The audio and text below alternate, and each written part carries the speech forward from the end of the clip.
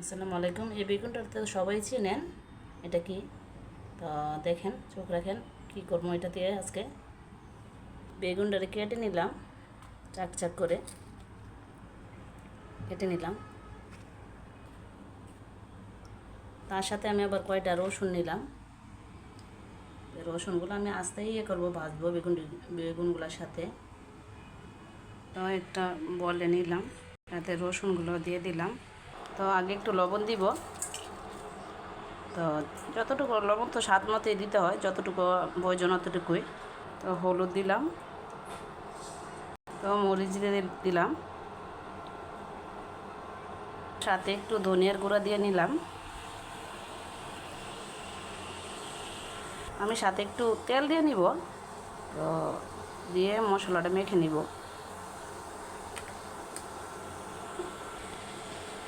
আমি উল্টাই পাল্টে ধনে পিঠে মশলাটা লাগিয়ে নিব।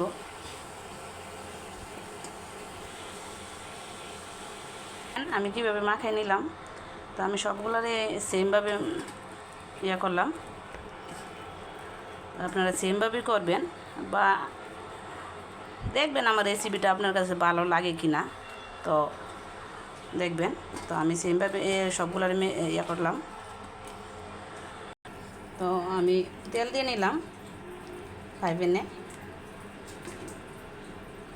তো ফ্রাই প্যানের তেল গরম হয়ে সারলে তারপরে দিয়ে দিব এগুলা।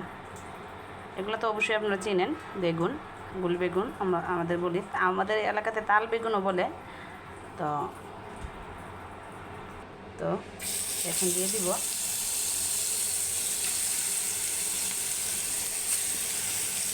সবগুলা তো আর একসাথে ভাজা যাবে না, তো এগুলো পরে দিব।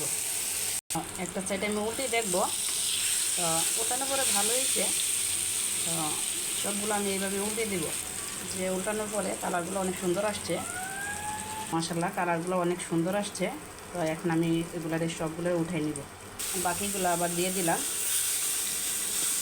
বাকি যেগুলো আছে তেলগুলো দিয়ে নিলাম। তো আরেকটু তেল দিয়ে নিব, এগুলাতে আরেকটু তেল লাগবে। তো সাথে রসুনগুলো দিয়ে দিলাম।